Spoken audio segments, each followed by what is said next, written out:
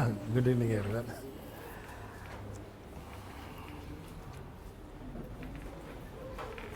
So, welcome to anthropology classes. I think I have seen you before. No?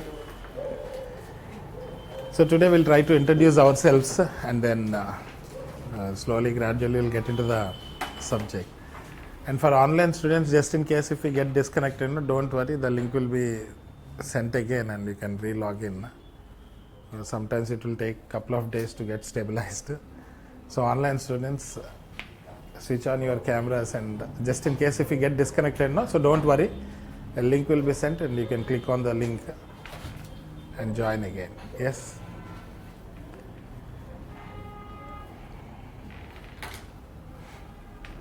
What were you doing yesterday? Same time? Huh? What were you doing? Studying. So you're not attending classes for sure, isn't it? So for you to adjust to this time and my way of teaching and my style, it will take some time. So I don't want to rush into the syllabus directly. So this is an induction session actually, where we want to introduce each other. I would also want to know about something about you, because in some of our earlier batches I have very small young ones who are in their first year of graduation. Some are in second year of graduation, and some have already completed, and some have shifted from one optional to another. So I have all sets of people. So I want to understand the nature of the students in this class, so that I can address the needs of each and every one of you. So I will start with the offline students. Meanwhile, online students can type in your chat box your name, your whether you have graduated or you are still studying your graduation. Basic aspects like 2-3 lines about you I would want to know. So starting from last. Yes, you are the one. No, you can sit and feel comfortable. My name is Gaurav and I have done my graduation last year. You completed your graduation. Okay. So what about you are taking GS classes or? Yes, I am taking GS classes online from Study. Okay. So you already completed graduation and you are in full-time preparation and you are taking simultaneously GS classes. Yes. What about you? Myself, Ajay, I am already a tier 1 student. July batch. Okay. Due to some reasons, I dropped it. Okay. And I am still graduating. Still graduating. You are in final year? Yes. Okay. And I already completed a foundation course from Vijetha. Okay. Dr. Masood, I had completed my medical from Yes, I met you before. Yes. So one we have already, like in the final year of graduation. Yes.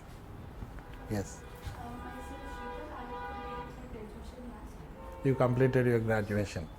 Yes. Myself, Archit, I have completed my graduation from MIP. I am from pharmacy, and I am full-time preparing. I am just having GS classes, and I am planning to give an attempt in 26.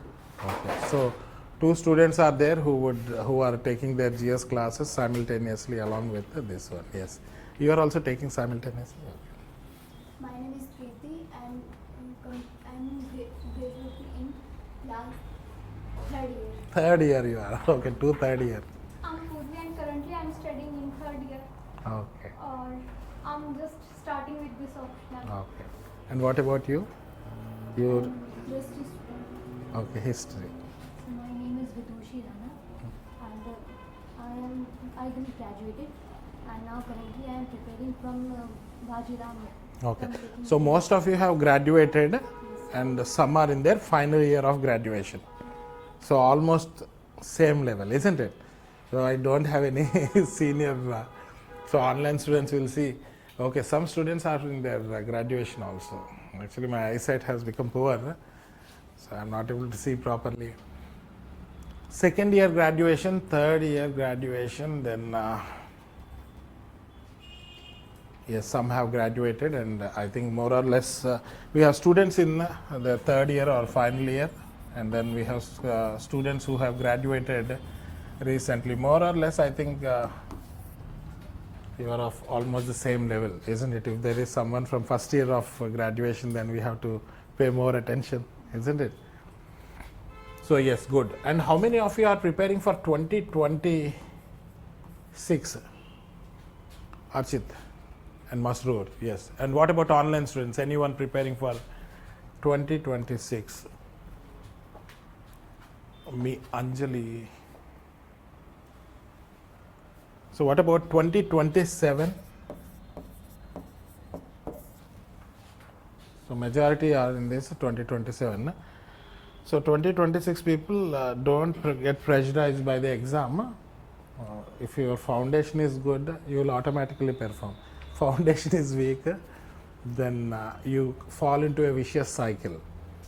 You getting my point? So our focus is to build a concrete foundation so that your roots are deep. Once your roots are deep, you are firmly attached to the ground and you can grow well. Yes.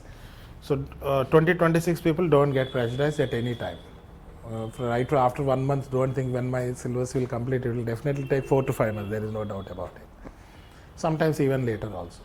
But majority, I think more than 90% are 2027, and you people can be relaxed, just like how you are relaxed now, isn't it? So yes. And how many of you are from science background? Oh, majority. Purvi? I'm from humanities. Humanities. Gaurav? Commerce. Online students? How many of you are from science background? Oh, physics, okay. Yeah. Science. How many of you are from humanities or arts? Chemistry. Oh, this is like majority are towards science only. Oh, great. Good. Anjali, I think I have seen you before. Aru Dikshit also, I know you before. Yes. How is your health, Aru Dikshit?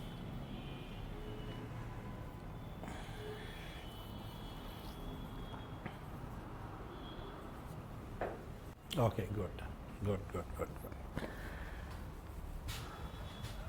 So most of them are from science background, only few are from commerce and humanities and arts.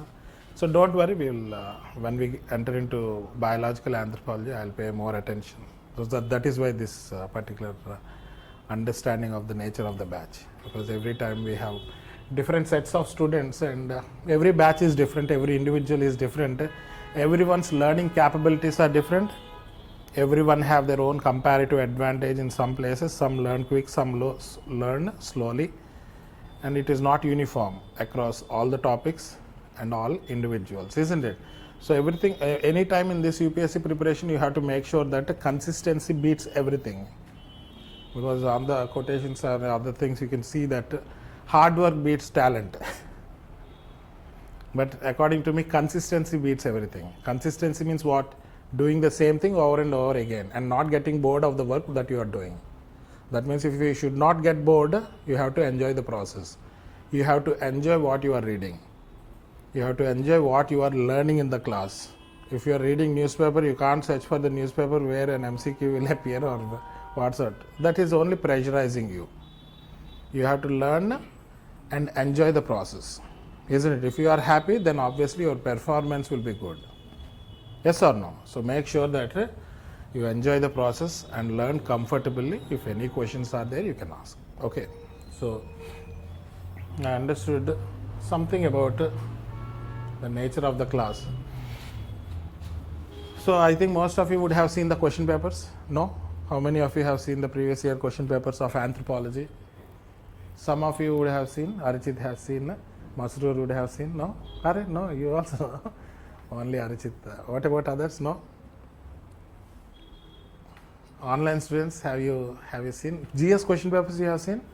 Oh, why not Anthro?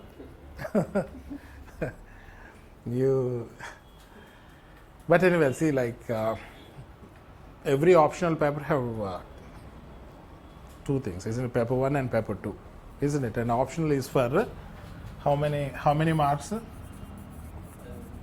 500 marks. And I think most of you are convinced that optional plays an important role, because optional essay and ethics these are the three areas where you can significantly score higher and get a higher rank or good rank in the final list, isn't it? So obviously this is for 500 marks. you have paper 1 and you have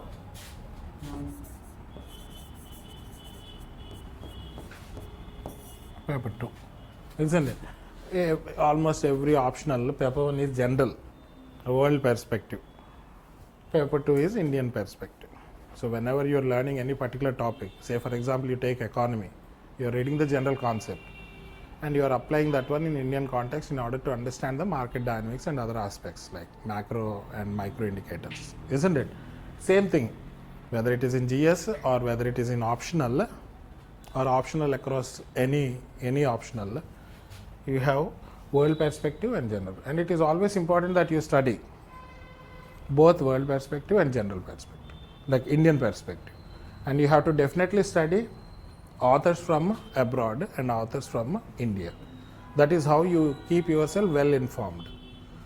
Many times people only study like world authors and they forget about Indian authors, so you won't get the Indian perspective. Similarly, some only focus on Indian perspective because the language is very simple and easy, isn't it? And therefore they don't have more horizons or dimensions. So paper 1, world perspective, general, and here we are following the books mostly from the world authors. This is Indian perspective. You get to know more about Indian society. And it is always also important to use the examples from across the world and also from Indian thing, isn't it? That is always good, not only here but also in other GS also, isn't it? So paper 1, 250 marks, and the test is for 3 hours. Yes sir. Paper 2, 250 marks, 3 hours. Now, are these two, paper 1 and paper 2, conducted on the same day or different days? Any idea? Same day, no? So this is generally 9 to 12 and this is 2 to 5. You have a 2 hours gap. So 6 hours of writing is involved. Along with GS also like 3 hours of test. So 3 hours, 250 marks. 3 hours, 250 marks. World perspective, Indian perspective. Now, in this paper 1, you have section A,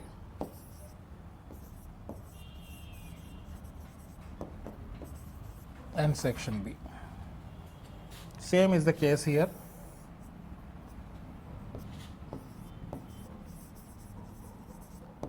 Section A and section B.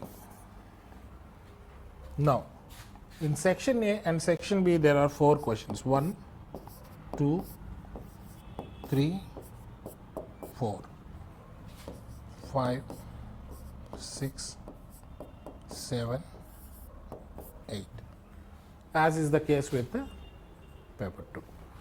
Now, section A, first question and fifth question have 5 components: A, B, C, D, and E.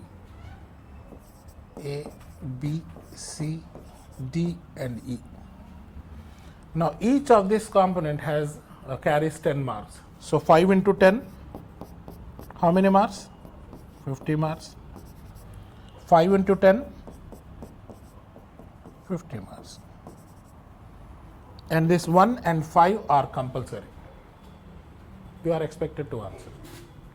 What if you don't answer? Obviously, you will lose marks, isn't it? Now, 2, 3, 4, 6, 7, 8. These questions also carry 50 marks each. But here you have A for 20 marks, B for 15 marks, and C for 15 marks. Same is the case with all these questions. Now, 1 and 5 are compulsory. So 2 into 50, 100 marks. How many questions are left to complete 250 marks? 6 are there. Now, out of these 6, how many you have to answer? 3 you have to answer. Now, again here is another direction. You have to select one from section A and section B. That is another condition which is compulsory. So maybe I selected 2 and I selected 6. Now the fifth one can be either from section A or section B.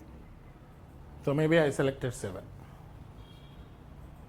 That is how you are. So there is something which is compulsory. Even in the choice you have something like a compulsory again. So 1 and 5 are compulsory, and 1 and 5 have 5 10 markers each. So how many 10 markers in total? 10. 10 into 10, 100. Remaining 2, 3, 4, 6, 7, 8 have 3 components, A, B and C. A is for 20 marks, B and C for 15 marks each. Now how to answer the remaining 3 questions? 1 from section A and 1 from section B compulsory. I showed that I selected 2 and 6. Now the fifth question can be either from section A or section B. So 5 into 50, 250 marks, 3 hours. Hope you understood. If you have any questions, you can ask. No. Because you understood this one, can you just summarize what is in paper 2, section A, section B? Same. So anyone can contribute. Section A, how many questions? 1, 2, 3, 4. Section B, 5, 6, 7, 8. 1 and 5 are 10 markers. 5 into 10, 5 into 10. Total 10 markers. 10 markers. 2, 3, 4, 6, 7, 8. A, B, C. A 20, B 15, C 15. Isn't it? Now how to answer? What are the conditions to answer? 1 and 5 compulsory? 1 and 5 compulsory? No, the remaining 3, how to answer? One from this, one from this. 1 from here, 1 from here. Isn't it? Maybe I selected 3 and I selected 8. The fifth one can be from either A or B. Isn't it? What? I'll take 4. So this is how the question paper is. Not only in anthropology but across all options. Your optional is anthro, so it's, if you would want to take down, please take down. Online students, yes, please take down. Are you able to see clearly? Online students, voice is clear but unfamiliar. Yeah.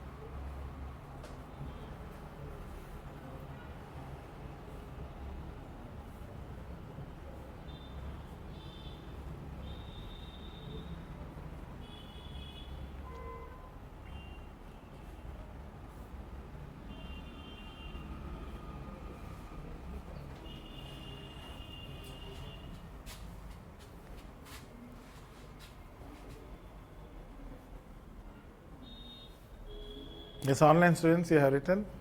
Offline students are little bit slow. So we believe in inclusive approach. So please be patient.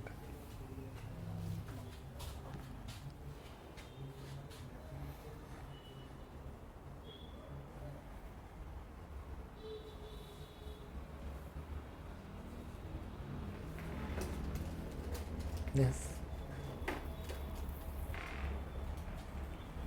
Masru? So now, see, based on marks, how many types of questions are there? 3 are there. What are they? So you have 10 marker, 15 marker, 20 marker. Exam should be written in 3 hours, isn't it? So there is a time limit. Now just like in the morning, one of maybe your senior who is preparing for mains next year, a person was writing the test for literally more than 4 hours. You get my point? So the purpose of exam gets defeated and you will not be given extra time, no?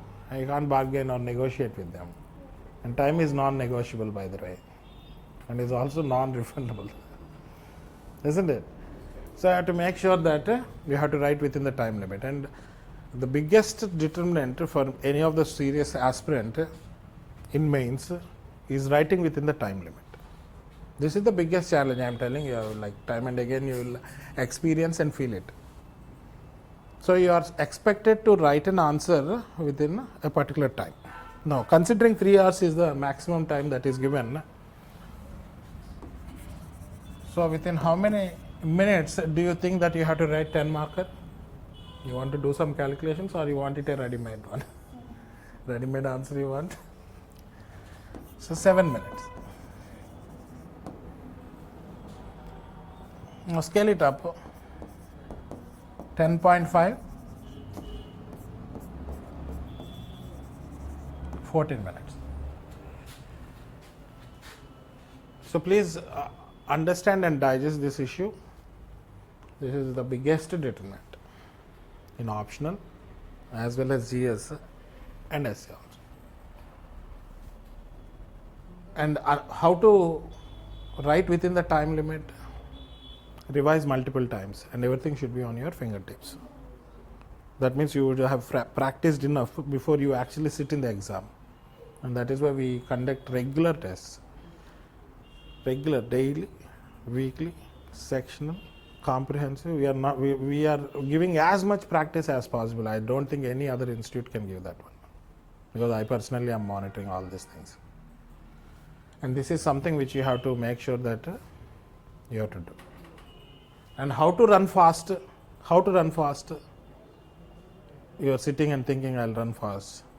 Tomorrow you thought very, very strongly. You thought for 1 hour, I'll run fast.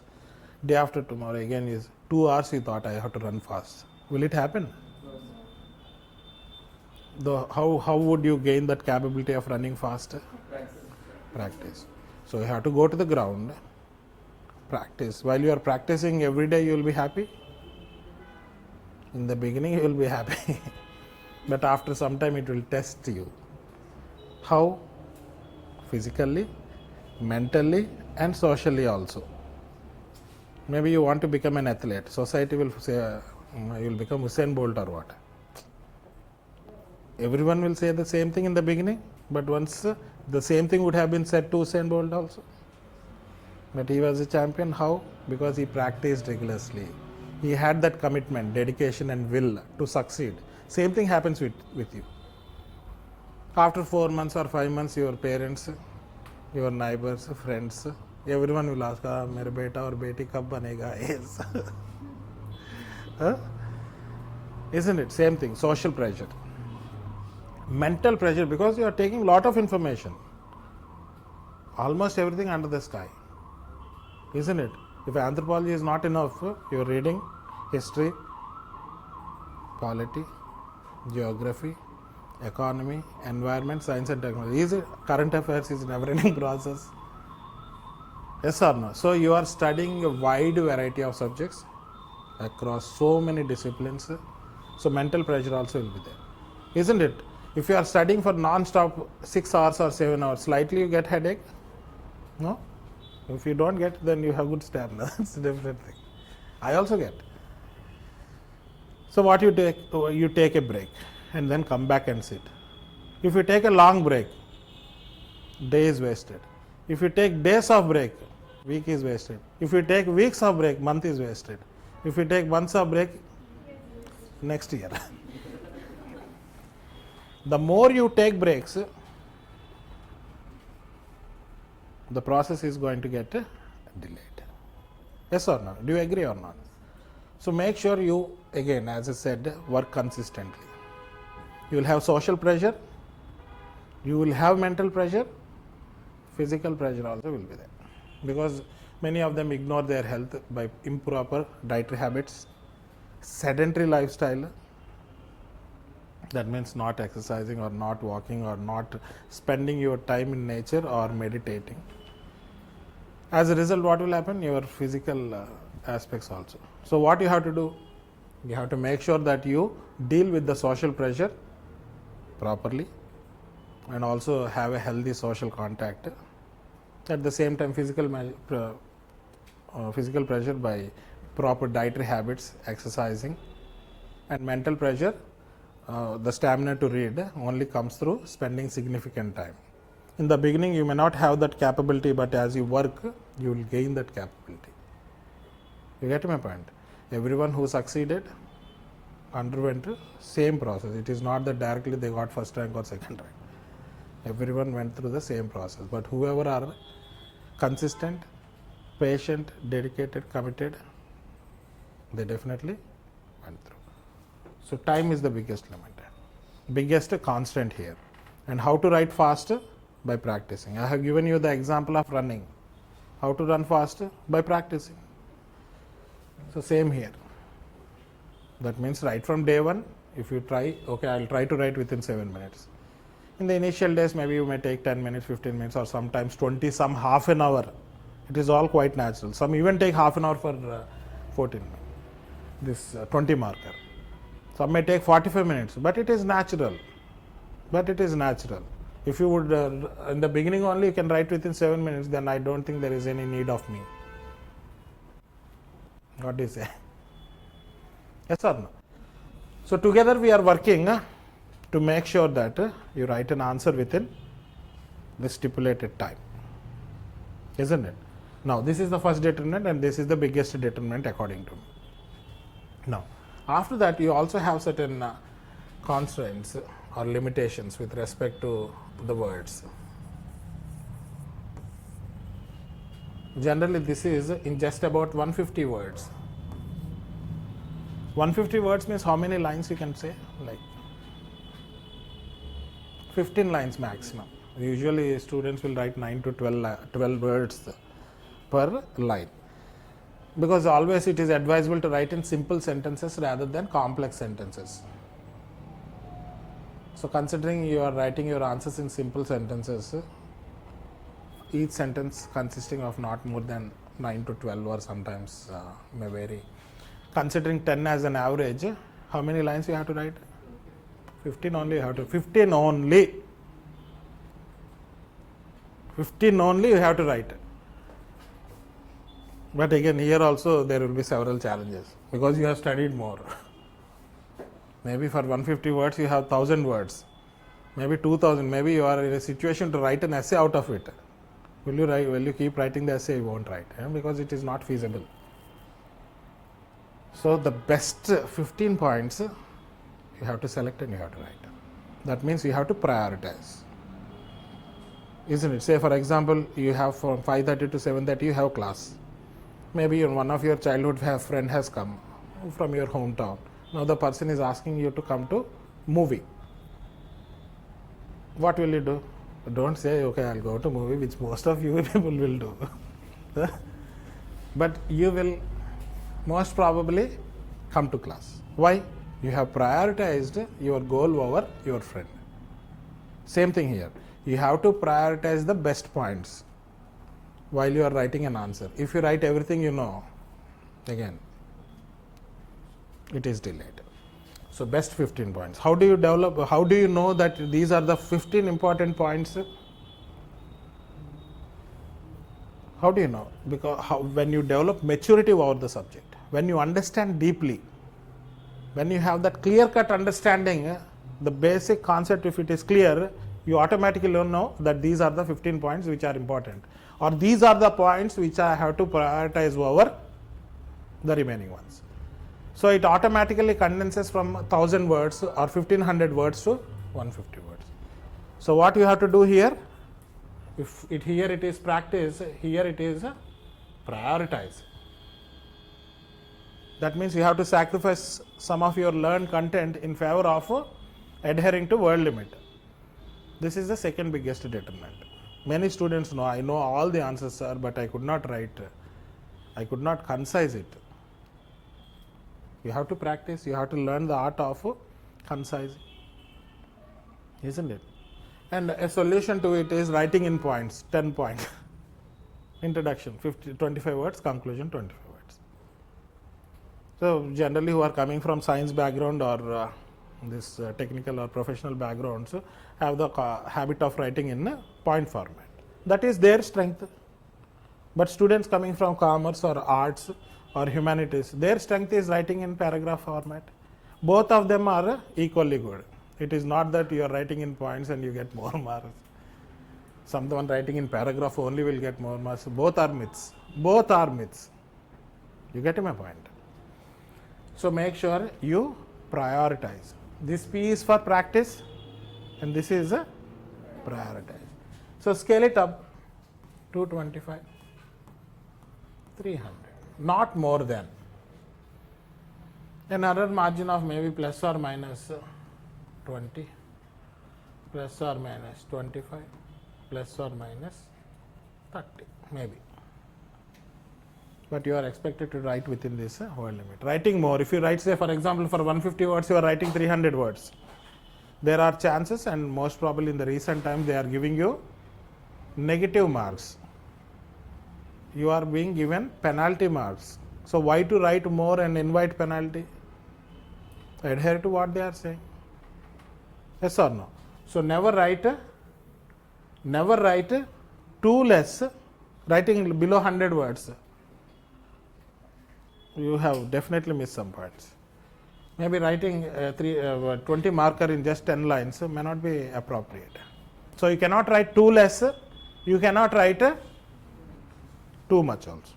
So you have to find that fine balance. How? By prioritizing best points over in the context of what has been asked, isn't it? So this is another one. Now there is a space constraint also. You cannot, like maybe in college days you would have asked to give me additional paper. I have to write more. And sometimes it is a criteria to get good marks also. But that is not valid here. You are given specific space limit or number of pages. So here 2 pages are given, 3 pages are given, here 4 pages are given. You get my point. Now, none of you have that UPSC paper, but a UPSC answer copy or the booklet, actually, nowadays it is booklet, is like this. This is counted as 1 page. So 2 pages are 2 such things, 3, 4. So for a 10 marker, you have 2 such pages, 15 marker 3 such pages, 20 marker 4 such pages. Question will be printed here and space is given. So this is the answer booklet containing the questions also. But attached to the answer booklet, you also have the question paper, which you can separate from the answer booklet, which you can see on your, which you can keep on your table and carry it along with you. You cannot bring the answer booklet. So question paper will be with you, isn't it? So question and the space is predefined. Predefined. You have to write within this space only. You cannot write here. Writing outside the margin goes against the conduct of the exam. In extreme cases, they may altogether forfeit evaluation also. But nowadays they are allotting negative marks again. But in extreme cases, even if they don't evaluate, you have no right to ask them, because it is clearly mentioned not to write outside the margin. If I say not to sing in the class, if you start singing, what is the What is the outcome of it? Expulsion. Same here, but they will be very student friendly. That is why they give penalty marks and try to correct it. But in extreme cases, they may not altogether. And you have to write in single color, either blue or black. Ball point pen, isn't it? So this is the space which is allotted for 10 marker, 2 such pages, 3 marker 15, 20 marker, 4 such pages. And generally the weekend test, it will be in this format only. Daily answer writing, I ask you to practice on such papers by buying that sample answers from the market. Yes, right from beginning if you practice, you get to know how many lines you are able to write, each line consisting of how many marks. So just by counting the number of lines, because you already know that each line you are going to write this many words, or if in worst case scenario, a number of lines into number of words is equal to the total number of words. So maybe you have written 10 lines and you have each line you are writing 9 words, then means 90 words. You automatically get a count of it, and the more you practice, you automatically, just by seeing, you can tell that how many words you have written by yourself. We can easily say, because we have been seeing people for a long time. That is our daily thing. You get my point? So I suggest that you practice in these on these kind of UPSC model answer sheets. Weekend test will be conducted like this only, so you can take down this one. So the next important one is pages. Biggest determinant. Again here also practice in the same UPSC model answer sheets. So 2 practice and 1 prioritize. Practice, prioritize. So what you got from this? Practice, prioritize.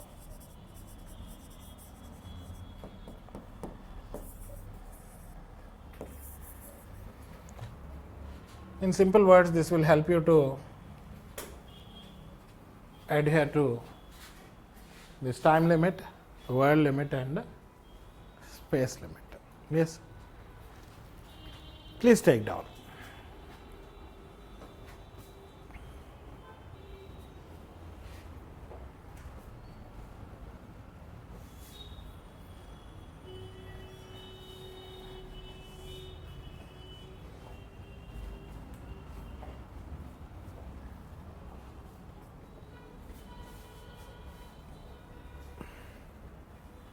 Oh, voice is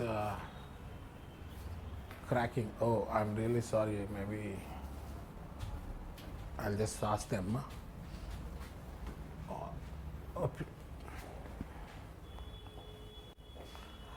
Sometimes please kindly check your voices. What about others? Others also having the same issue? Now it's okay. Okay, maybe. Yeah. Yes. So you are following? You are with me? You are tired? No? Half an hour on tired. Right?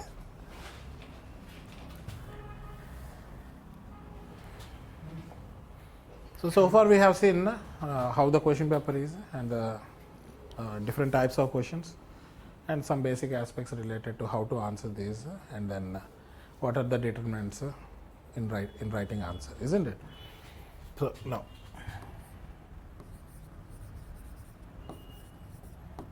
how to write anthropology answer.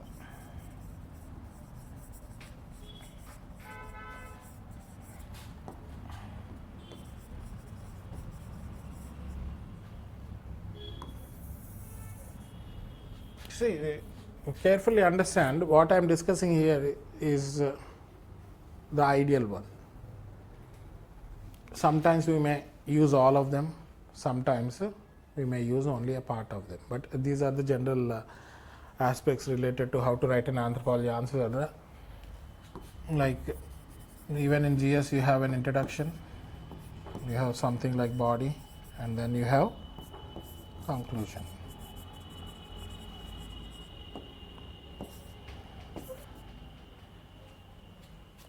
So structure, this is the structure of the answer. Anything which is structured only is effective. If there is no structure, it is chaotic, it is disorderly. Disorderly things, chaotic things, people do not cherish, isn't it? So it is important that you structure everything. You are in a presentable condition because you structured yourself well. If your thought process also is structured well, your answers will be clear. You get my point? So how to know whether your thought process is structured or not? I will see through your answers only. That means before UPSC personality test is conducted, they are seeing whether the person is structured or not through various means, and mains is one such thing which gives a clear picture of the thought process of students appearing in the exam. If someone is writing randomly, UPSC doesn't want them. If some person is writing like irregularly, or they don't have like a clear understanding of the concept, anyone will write randomly. So they are checking whether the person is having a clear thought process. When will you have clear thought process, by the way? When you have clear understanding only. When you have learned well, when your basics are right, when your concept is strong, then only you will be able to write something in a structured manner, because your thought process is structured. Because your writing comes from thoughts. You won't write mechanically, isn't it? So a structured answer definitely gets a good mark. There is no doubt in anything, not only UPSC, anywhere. Whatever exam you are writing, which if it is descriptive in nature or subjective in nature, definitely a well structured answer will fetch more marks than writing points in a random manner. So introduction, body, conclusion. Everyone knows it, what is there. Now again, within this, because you are appearing in one of the most difficult exams, undoubtedly true.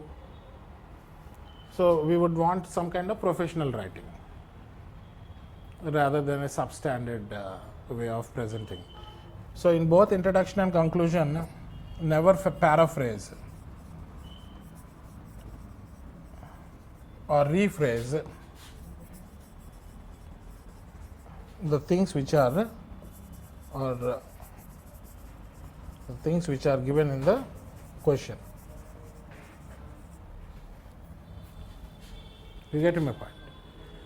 So question like, what is the impact of globalization on traditional indigenous economic system? What is paraphrasing or rephrasing? Taking the same sentence.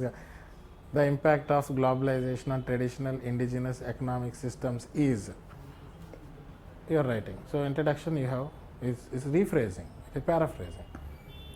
In conclusion, the above is the impact of, so you unnecessarily wasted 50 words. Isn't it? Maybe here, maybe you can start with a scholar's quote or a phrase relevant to the question. In worst case scenario, you can explain what are the key terms in the question. So never rephrase or paraphrase. Both in here.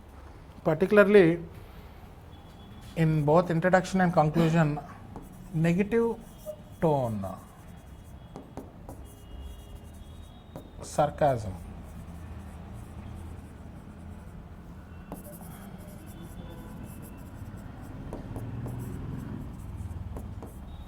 should be avoided, isn't it? No, people will definitely like to be with people who are positively oriented towards their life.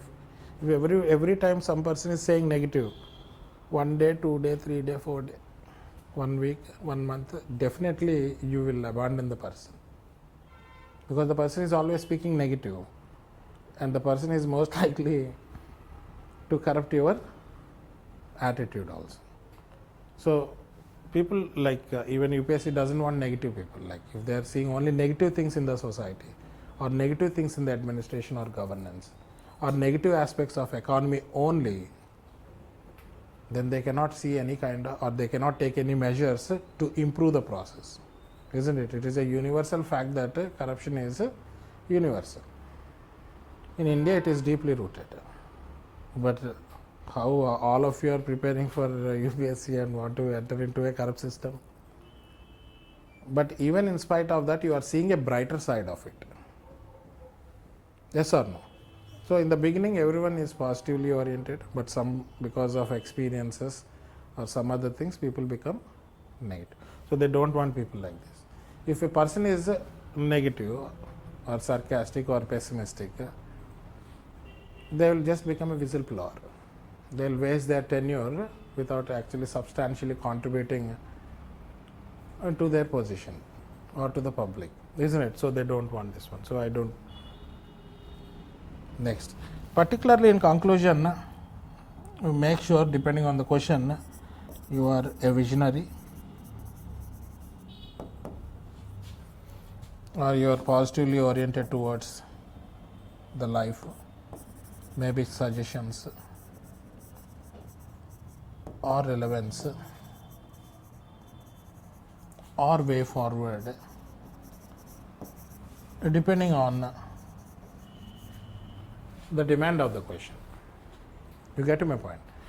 Because I have given way forward here, but for no reason every conclusion you are writing way forward, purpose is defeated. So depending on the demand of the question and what the question is expecting, you can include any of these. Now coming to the body.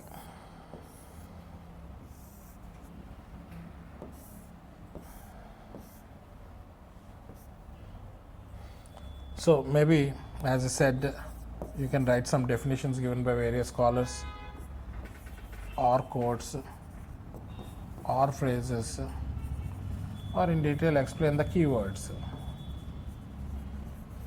in continuation with introduction. Now try to interlink paper 1 and paper 2. Again, this also you will get only by practicing in that direction. Say for example, if I am teaching something and I all of a sudden, like in your beginning classes, all of a sudden I start linking it with paper 2, will you be able to appreciate it? Definitely not, because you will think all of a sudden why Sir is speaking in a context which otherwise is unfamiliar with us. So while we are teaching, we obviously go in a very systematic manner, and this interlinking can be done by self-assessment, isn't it? Maybe if you want external validation, you can ask us or ask me. So when you can do this one? In the beginning of your classes, in the middle of your classes, or after completing your classes? Which one more probability or more chances are there? After completing the class, because you have a overview of all the topics. So this is a trait which you would develop over a period of time, and most probably after completing the syllabus. Yes, and that can be done by self-assessment, or if you want external validation, you can always reach out to me. Yes, but that cannot be done in the beginning. Understand this one. Yes. Next, multidimensional. So many of the questions in anthropology or any other optional, and even in GS, always are focusing on this one. Interlinkage. In GS also interlinkages are there. Anytime impact and these kind of things are multidimensional. You get my point? So like maybe this is a narrow dimension. This is a broad dimension. So if someone is writing this one and someone is writing this one, who should get more credit? Because multi-dimensional. Maybe some person has written in impact only economic impact. Some others have written social impact, economic impact, political impact, cultural impact. Who should be given more marks? Why? Multi-dimensional. The person is able to see comprehensively. Isn't it? We don't want narrow. We want a broad thing. Yes. So interlinkages, multi-dimensional. Where necessary, you can draw diagrams, or maybe present in the form of flow charts, or some other creative manner which will improve the aesthetic influence. Sometimes drawing a chart is more better than writing several paragraphs. So you have to select a method which is more impactful, or you have to go for that creative thing where it is more impactful. So this is all dependent on your creativity. Maybe like every time I am discussing, I will come up with something. It is not limited to that, because creativity is something individual specific. That depends on you. So this is another component. This makes the answer original also, because it is you and your creativity. Next, examples. An elaborated example is a case study. So obviously, whenever we want to make the point clear, we cite an example. You get my point? Maybe if I say like there are like polyandrous marriages, immediately what you'll say, where, which society? We don't know. Examples. And if you are providing more details along with this, then it becomes a case study. So case study is with some facts and with a longer explanation. You get my point? So examples, case studies. Then finally, subject specific keywords you have to use. Subject specific language. So you can't write polity without quoting the articles or the cases. Likewise, here you can't write an answer by not taking any of these. Maybe examples or case studies or scholars' definitions or quotes. You get my point? Or the works of anthropologists. Without that, you can't write an answer. 90% of the answers should contain at least one or the other scholar. At least one. But never bombard the answer with a number of scholars. At least one. Two or three is ideal. 2 or 3 is ideal. Not more than 3. If you are writing these many 10 scholars and say these persons has said, finally what you are saying. So don't bombard with multiple scholars, nor totally avoid writing anthropologists. So one compulsory, 2 or 3 ideal, not more than that according to me. So these are some aspects which you have to follow. Case studies we will be providing daily, I think in a form of handout, and will be shared in your groups. Slowly as we progress, I will also tell how to use this one and how to keep an account of this case studies and other things. Yes, please take down. Online students also, please take down.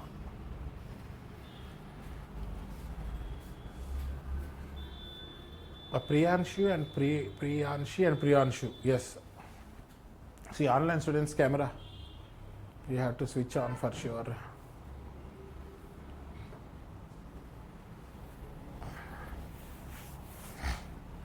See, actually, I have 2 requests from my side. Offline students, like I have some kind of, I am allergic to strong odors. Like you have a strong perfume or body spray or maybe scent or something like that, it gives me migraine. So I don't know whether they have informed you on your group or not. So please, mild, gentle spray you can use, but not like strong, like when you are downstairs only I get the smell. So please do avoid. I developed it recently only. It's not like right from the beginning. I think Anjali, I was not like that when you were here, but recently in the last 7-8 months only I developed this one. Once I get the migraine, 2-3 days unnecessarily headache and the complications. So offline students, that is something which make sure avoid strong perfumes. Yes. Online students, one suggestion, I never wanted you to switch off your cameras. Again, as I said, no switching off cameras I'll be disconnected with you. I'm regularly seeing how you are there. And you also have that thing that sir is watching us, and you will be more alert and attentive. So offline students, no sprays or perfumes. Online students, camera always on. When class is when class is being conducted. Okay. So these are my 2 requests. What are your personal requests? You can ask later. Yes. So this is about. You have taken down this one. Clear? What is the besides keyword? Phrases. Quotations or quotes or definitions. This is subject specific language or terminology.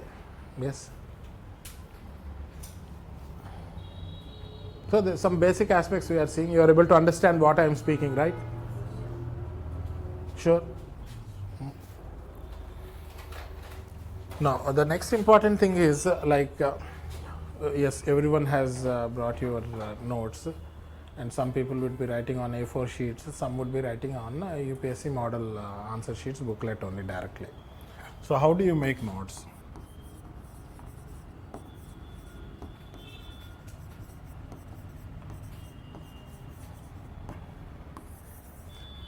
See, this note making is a very important thing, and in the class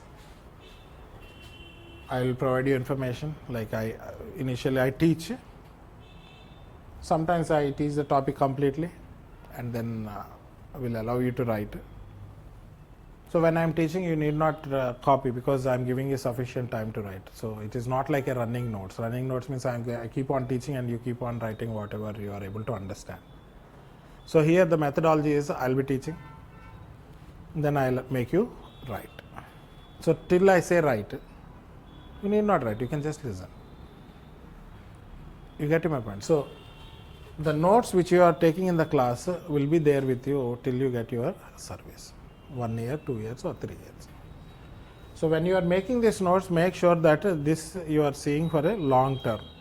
Instead of replicating the process, some people, earlier people, what they do nowadays, in the last 2-3 years it is good. Earlier students used to sit, they used to write notes roughly. After going home again they used to write.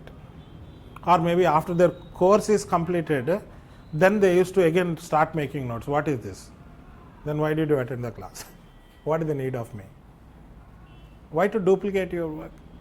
I will go slowly if you want, in order to make you write properly. So, but don't scribble the notes. So make sure this notes is going to stay with you till you get the service that you are desiring. So while making the notes, you all have books. So every topic, make sure that you write on you start from a fresh page. Say for example, if I am starting marriage, there are different topics. Each topic, like types of marriage, 2-3 pages you are writing. Laws and rules, again start in a new page. Leave some space after the topic is completed, so that you can write and you can add information towards the end. Otherwise, if your booklet is like this, some people write here and leave this space for updations, or maybe adding value addition after your course is complete, maybe from reference books, or maybe the case studies that we are providing, or from any other source. So this space is for what? Value addition. Some students do like this. Some students write here and leave this space for value addition. So what is the advantage of these things? Or maybe after the topic is completed, you leave 1 or 2 pages depending on the length of the topic.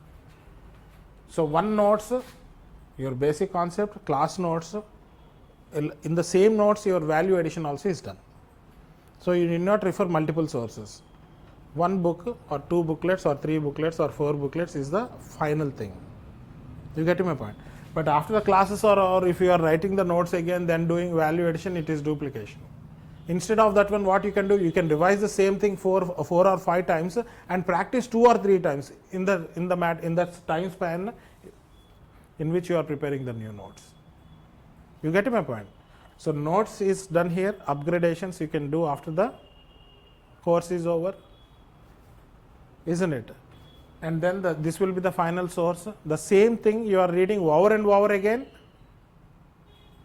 and writing number of times. That is how you actually practice. So make sure you write properly. You all kept a separate book, very good. Online students also would have done the same thing. And those who are writing on individual sheets, once the topic is over, staple them and file them properly. But all of you, as I see, all of you have a notebook. You get my point? You understood this one or not? And the main purpose or the thing that you have to bear in your mind is not to duplicate your efforts. Instead of that one, the same time can be spent for what? Value addition, and then revision and practice. Revision, you are reading. How to validate whether you are you have understood the concept or you are able to write within the time limit? By practice, isn't it? So make sure you make the notes in this manner. So this space is for what? Value addition. So value addition comes in the form of maybe a definition which I did not teach. Maybe there are 100 students, all 100 students writing the same definition, even though there are a choice of it. Maybe you are reading the book and you found a definition which is like easier, or maybe which you liked, you can use that one. Maybe I have given you some examples, all 100 students having same example. Maybe when you are reading the book, out of 2-3 examples I have given, you can add another one. This is value addition. Case studies are being distributed to you, topic wise only. So you can write 2 or 3 lines of case study here only. That you can do along with the class also, or maybe after the class. These you are getting from the reference books. This is what we are providing you. You get my point?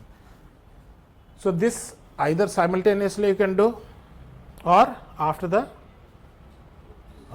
those who are writing 2026 can do it simultaneously. Those who are writing 2027, a lot of time after our course is over, you can do.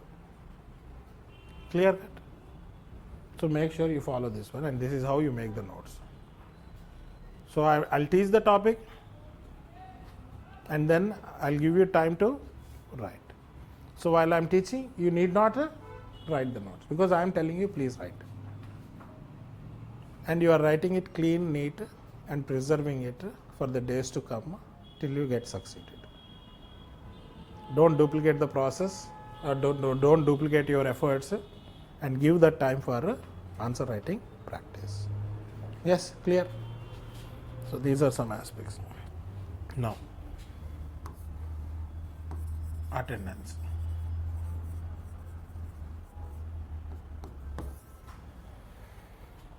So this is the biggest challenge post-COVID. You get to my point. Anjali is smiling. Huh?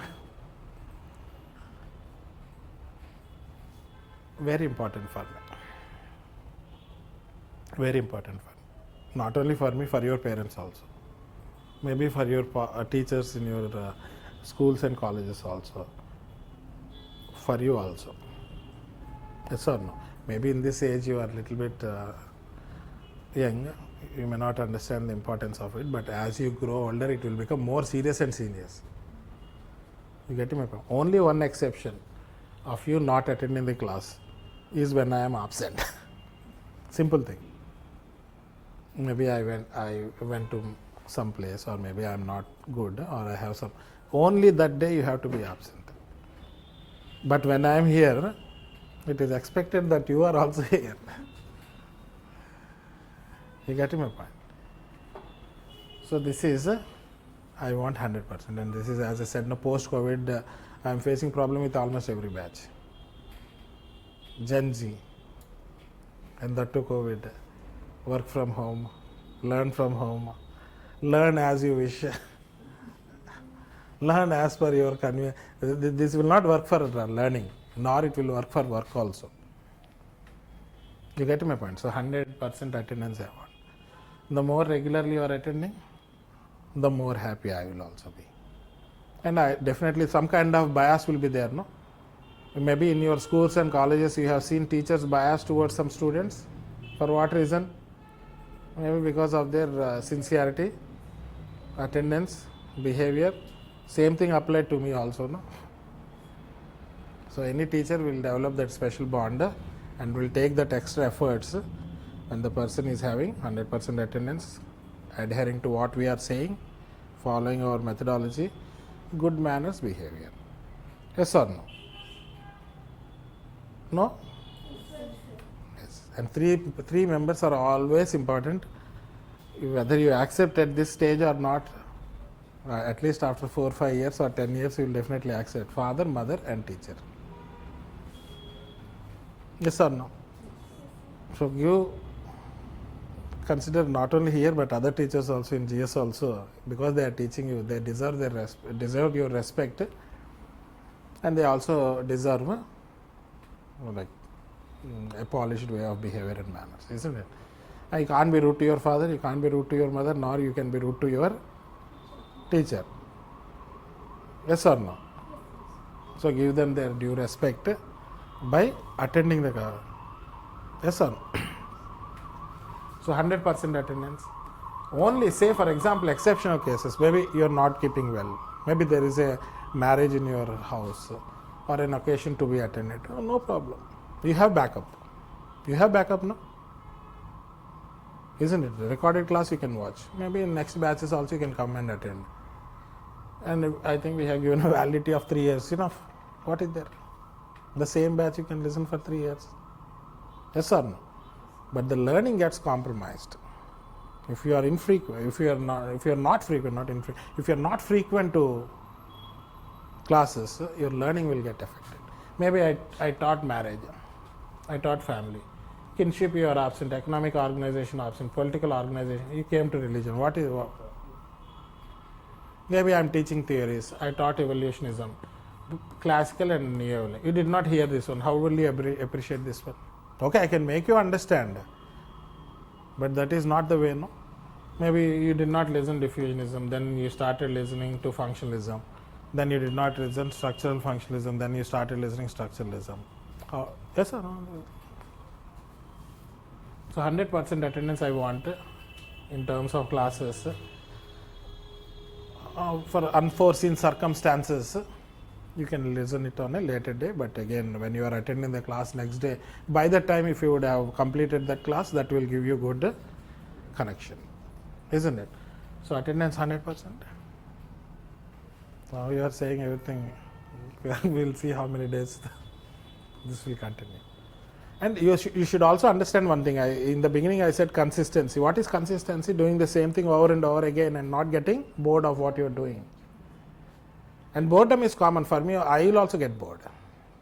It's not that every day I am like very hyperactive, enthusiastic and jumping in joy. There are days which are like ups and lows. Yes or no? So when we are in low, we have to self-motivate ourselves, because I have that responsibility that I have to teach to students. You have the responsibility that you have to attend to the classes and get successful, isn't it? So make sure there's 100% attendance, and by maintaining consistency, not getting bored, isn't it? And not all topics are same. Some are very interesting, some are boring also. It is not that all are very interesting. In any subject, same thing, no? Some topics are very interesting, some are boring, isn't it? Some are like okay, but everything I will give my best effort. But it is generally the nature of the subject. Maybe in school days or college days, you would have studied number of subjects. Some are interesting, some are boring. Here also in anthropology, majority of them are interesting. Minor component is boring also. So if it is boring, then it should not deter you from attending the classes. Because ultimately, if a question comes from boring topic, then what will you do? Isn't it? So 100% attendance. Then daily answer writing. See, in the class itself, after every class, 99.99% in the class only I will be giving you. Only very rarely I forget this question. So I have taught you one topic. Most probably you understood. You have written the notes on the same topic, or maybe if I have taught 2 or 3 topics, one question I will be giving you in the class. So what you will do? You go home, read the notes which you have written as many times as possible. Maybe you mastered it within 3 readings. So how to validate that you are able to memorize and write them? By scribbling it down roughly. After doing this 3 times reading and 1 time scribbling, then you write the daily answer writing on the model answer sheets of UPSC, which you can purchase from the market, or you can ask them also. Weekend test, we will give you that booklet only. This you will do, and the subsequent day, say today I have given you, tomorrow you are submitting it. Offline students can write your name and phone number. If you don't want to share phone number, only write the name and then submit them to the office people. 1 week time it will take. This is the maximum turnaround time. You get my point. So if you give on Monday, you will get on Sunday or Monday. Sometimes it is quick. So sometimes same day you will get. You get my point. It depends. Now I am free. I may give you within the same day also. But anyway, by June, July, you will complete your batch. most probably you may not have faced this problem. But maximum turnaround time is how much? 1 week. Daily answer writing, because I am relatively free, I can give you within 2 or 3 days. Maybe sometimes I can give you on the same day also. You get my point? Because I am only doing it for you. But the maximum turnaround time is 1 week. And in the initial 15-20 days, I will make sure that I give you as quickly as possible, so that you will fall into that group. So daily answer writing, 1 question, which you are writing and submitting it. And online students will write, scan it and send it on the Telegram or WhatsApp in a proper manner, okay? So scan it properly. You take a photograph, they will take the printout, and if it is black carbon copy, I will not be able to see it properly. So you have to scan it clearly and then send it. They will take the printout and give it to me. Just like you evaluate the offline copies, I will evaluate yours and it will be scanned back to you. Yes. So that is about your daily answer writing. This is an ongoing, continuous process. So, We can, yes. one Achit. problem is there of daily answer writing. While I started my preparation, I used to write daily. Hmm. But in subsequent days, I am not writing now. Self-motivation. That is what I said, no? Consistency. So then Yeah. I started skipping the test also. Ah. I just I told you also that one. You take a break, a few hours break, that day is wasted. You take few days break, week is wasted. And as a result, when you pile up these ones, you'll succumb to the situation. So say for example, if that is happening with your GS, say for example, first 15 days you have written, next 30 days you did not write. Now, at least after 30 days, next 15 days you have to cope up with the schedule. This you can do it whenever holidays are there. Now when you are in this position and you are trying to answer this, no, this also will get compromised, this also will get compromised. Say for example, 1 week you attended here, you have written all the 5 days answer writing and you have written weekend test also.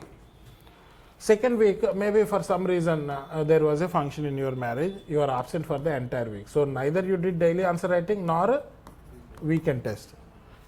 So what you will do, third week you again started attending, you attended all the class. What is the more feasible idea, whether to cover this one and this one together or only to focus on this one? Only to focus on this one. You get my point? And if you have lot of time, yes, simultaneously you can do that also. It depends on how much time you are able to put in. Maybe you are doing GS classes also. You will get tired now after doing 2 or 3 classes. Then why to pressurize yourself? You can simply leave it. Sometimes you may get holidays here. Maybe I went somewhere. At that time you can cover up. You get my point? So that is the thing. Same thing here also. That means GS from tomorrow onwards, again you are falling into this particular thing. You discussed it frankly, but it happens with 99.99%. You get my point? So consistency and self-motivation. And I told you life is ups and downs. So I want to write the answer. Ah. I decided, but what should I do? Should I do the newspaper or do the revision of the classes? There are many things to do. So I just skip the answer writing and do it. Realistic targets you have to set. Now, reading newspaper itself is challenging. No. That is why when I was here also I was very much clear. Those who are preparing for 2027, I was very clear. You read the reference books only after the course is over. Why? No stress. If you do along with it, you will become stressed. Because you are consuming information, no? You are consuming content. Same thing happens with GS. You are attending GS classes. What is the most feasible idea? Reading the class notes only. Only then you will be able to solve that MCQs or this thing. Now, along with this one, you are reading NCRT. Maybe Lakshmikant, you are reading Lakshmikant Polity also or DD Basu. This is only challenging. Now, to that one you added NCRT, to that one you added Lakshmikant or DD Basu. What will happen? You are only like stressing yourself. So, what is the most feasible idea? That is why you join coaching, no? Otherwise, you can save this money. What is the importance of coaching is to make things easier, to streamline your process. Maybe for anthropology, for you to prepare alone and to get command, it may take 2 years just to finish the but we will do it in 5 months, along with notes of proper understanding and practice.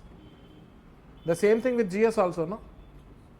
So make sure that you rely on your class notes, whatever may be the institute, because any teacher would want to help rather than destroy the, isn't it? So class notes, read it thoroughly, and then do the daily. Enough.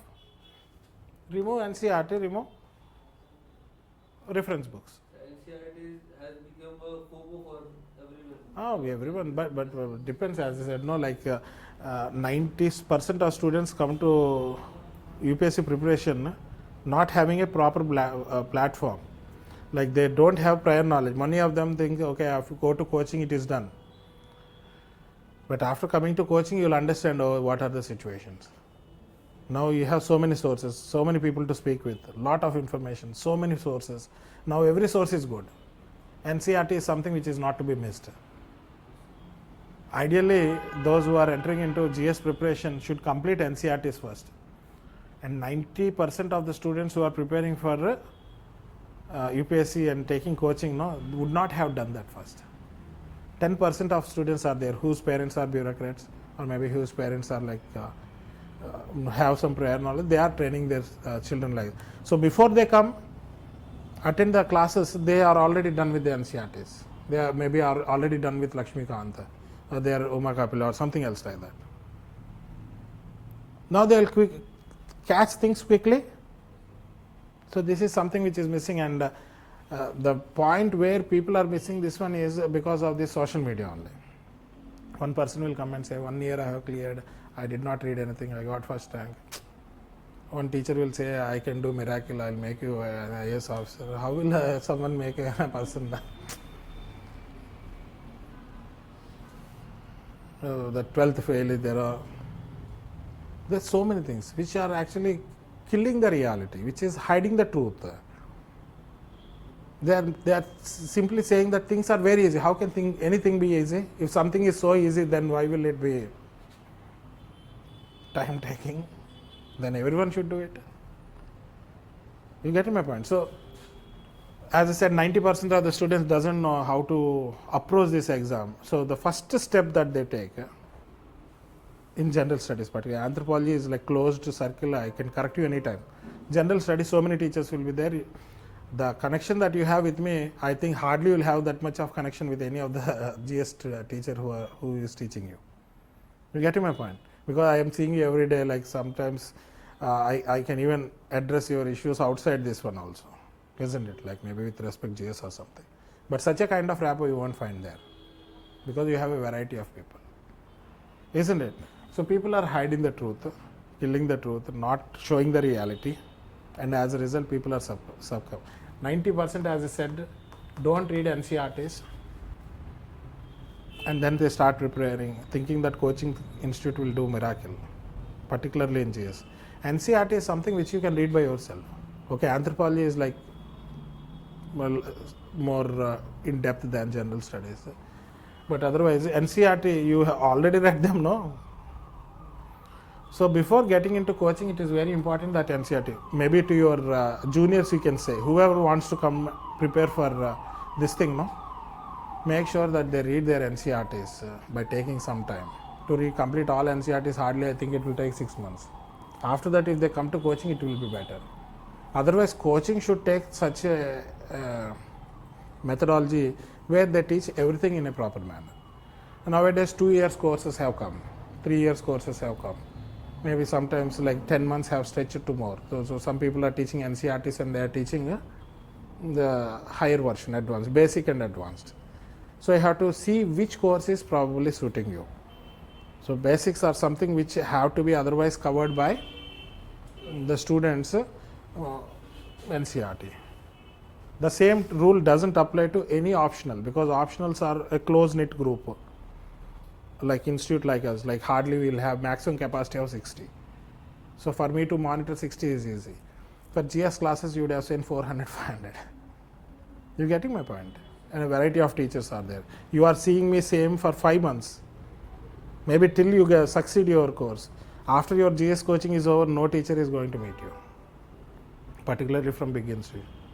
You get my point? So the monitoring here and the correction from the teacher side is more effective than the larger institutes. So my sincere request and advice, for you people you have to definitely guide your juniors in a proper manner, that don't start coaching altogether. It's just waste of time and energy and effort. Tell them go through NCRTs, read the syllabus, go through NCRTs, see the previous year questions. Then once this is done, then they can enter into GS coaching. Why? Because any coaching center have huge batches, no personal monitoring. There is a huge disconnect between teacher and the student. Now say for example, Purvi did not understand something. She is shy in asking this group. Immediately she can come and ask me, sir, I have no problem. The same thing will not be happening in any GS class, whether online or offline. As an alternative, they set up some mentors who are like 2 or 3 years elder than you. They are not the teachers. Yes or no? So NCRT reading and then getting into this thing is something you have to advise to your juniors. So coming back to your point, Archit, make sure that whatever has happened. Now try to cope up from today or tomorrow. Then whatever pending is there, you can revisit whenever time permits you. So first thing is restrict yourself to your class notes. Then you will be able to do your daily answer writing, whether it is optional or GS. Along with that one, you can only do newspaper reading. Newspaper reading, I think max to max, it should not be more than 1.5 hours or 2 hours. Easily manageable? Easily manageable? Yes or no? If you deviate from this, you want to read 2-3 varieties of newspaper, you want to read Yojana, you want to read Kurukshetra, maybe you want to read Science Planet or Down to Earth, or maybe you want to read PIV simultaneously, or you want to read the materials and information that is provided by your coaching institute. You have the reference books. You have a wide variety of. Will it be humanly possible? It is not possible by the teacher also. Because everyone, we are operating within certain limits. So don't think yourself as a superhuman. Realistic targets. What you can achieve, that one only. You get my point? So make sure, revise the class notes, write the daily answer writing here or there also. That will less pressurize you and you will be in a comfortable situation. Hope I cleared your doubt. Yes? Same thing happens with anthropology also. But if your attendance is regular, no, I will correct you. Because you will feel a little bit uncomfortable facing me, think that sir is asking this many times, at least once I have to cooperate with him. And slowly, gradually, you will correct yourself. Isn't it? If someone is scaring you, why will you not correct? If I neglect, okay, today I will speak high, tomorrow from onwards I will behave in a different manner. Obviously, a disconnect will be formed. So, if your attendance is 100%, no, I will motivate you to do this one in a good manner or bad manner. So, this is crucial for these two. You get my point? So, daily answer writing, weekend test. So, Saturday is holiday and Sunday you will come and write the test here. Offline students, online students, same process. They will switch on the cameras and they will write the test. So, this is our process. For this one, 2 hours class, no? Those who are coming from different places, maybe most probably 30 minutes travel will be there, not more than that. Yes? So, 30 minutes of travel. Some who are coming from far, maybe 30 minutes. That means your 3 hours of time is over, coming to class and going from class and attending the class. So 3 hours is for class. For this one, daily answer writing, you have to spend 2 hours. Isn't it? You have to revise and write the answer. 2 hours. That means 3 plus 2 how much? 5 hours. GS is there, no? That is another 5 hours. So 10 hours is gone like this. And that you have to do every day. You can't miss attending the class. 3 hours you have to squeeze out. After that you can't skip revision. Go and read for 2 hours. I have given the upper limit. This can be done in half an hour, 1 hour also.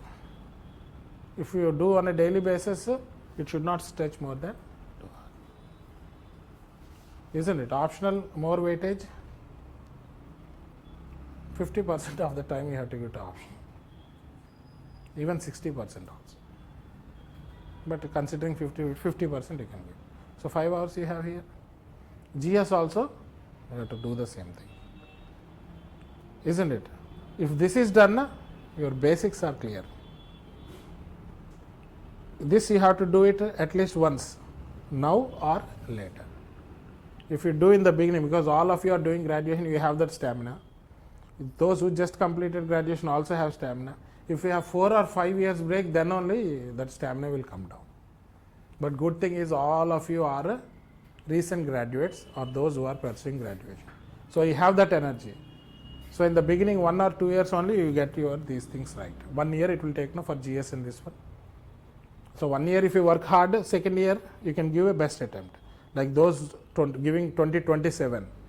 2026 January, this is January, end of February or till next Jan, your courses are complete. Then what you have to do? February, March, April, May. 4 months you can revise well and give your prelims. If you miss this one, next year also challenge, the next also challenge. So realistic targets. If in this process only, if I say you read embedded number, now you read case study, you include that one, you include that one. Same thing happen with the Anthro also. So that is why whatever I am suggesting is a time tested one, because we have been seeing students for number of times and generally my rapport with students is very good, and I have learnt, students also have learnt, we have improved the process, came up with a more effective methodology, and that is why whatever I say are very assertive in nature. I don't say something today and something else tomorrow. Same thing I'll do. So realistic targets and allot this much of time. Those who are writing beyond 2027, so much time is there. Forget about it. Enjoy the classes, that's all. You get my point? So if 100% attendance you are maintaining, this will be going with the flow. So these are the aspects. So we have seen certain things. What all we have seen? I think more or less I have discussed. We discussed about paper. Then we have discussed about the types of questions and the related aspects. Then we have seen like how to write an answer. Then we have seen how to make notes. And you all promise that you will maintain 100% attendance, and then you will do the daily answer writing and the weekend test. Yes.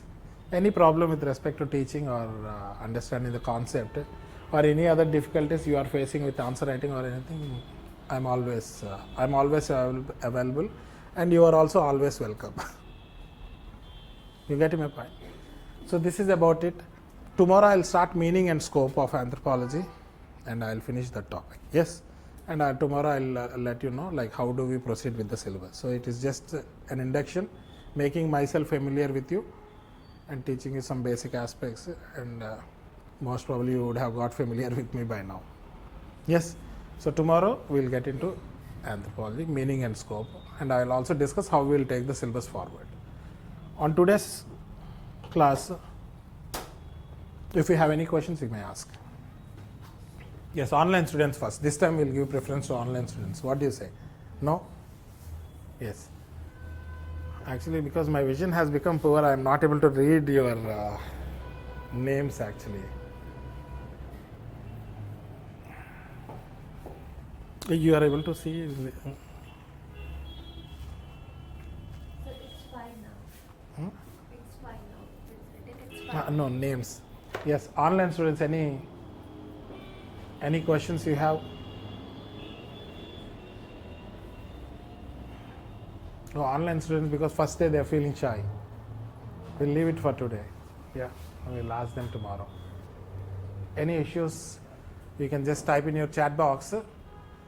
And if you have any questions or something, you can type in the chat box instantaneously, which I would be keeping an eye on and try to address them quickly. Yes? No doubt, yes. No eyes.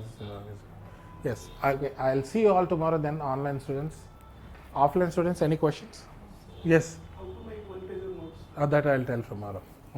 As things, we get into the things now, I'll make all these things. Every batch there will be some kind of improvement, and I think we actually, after Vijetha we completed 10 years. This is our 11 years. We started in 2016, so after 10 years I am looking for a major upgrade from all fronts. So this year would be totally different from things which happened last year and even before years. Every batch we enrich our content, enrich our methodology to give best to the students, because the exam is always evolving, trend is always changing, and we would want to be in trend and give the best to the students. So obviously your batch will be a little bit better than the previous batch from all aspects, whether it is teaching or material or the method of testing, everything will be different. Yes. Okay, then I'll see you all tomorrow. Thank you very much and welcome to Vijetha.